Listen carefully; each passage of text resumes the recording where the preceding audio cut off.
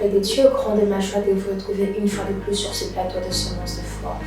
Comme vous le savez, ici nous parlons de tout ce qui a trait à la foi. Et aujourd'hui, nous allons définir la foi de manière concrète et précise. Cette définition passe par 4 étapes. Mais avant de commencer, il faut considérer la foi comme une monnaie universelle ayant un même taux de change dans tout le pays de la terre. Qu'est-ce que cela veut dire? Cela veut dire, si vous êtes en Europe, vous voulez expérimenter le surnaturel, ce dont vous avez besoin, c'est la foi. Vous êtes en Amérique, vous voulez marcher dans la puissance et dans l'onction, ce dont vous avez besoin, c'est la foi. Vous êtes en Afrique, vous voulez marcher dans la prospérité financière, ce dont vous avez besoin, c'est la foi. La victoire devient une partie intégrante lorsque la foi est en action. Alors sans plus tarder, on va commencer avec la première définition de la foi. La foi est bien plus que espérer.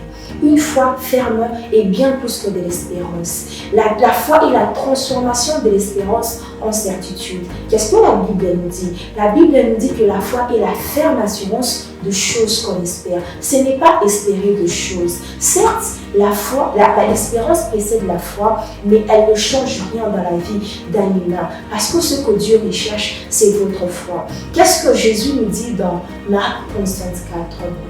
Tout ce que vous demanderez en priant, croyez que vous l'avez reçu et vous verrez cela s'accomplir. La foi, ce n'est pas espérer que l'on va recevoir. Ce n'est pas croire que l'on va recevoir. Mais la foi, c'est croire que l'on a reçu. Alors cet après-midi, j'aimerais te poser une question.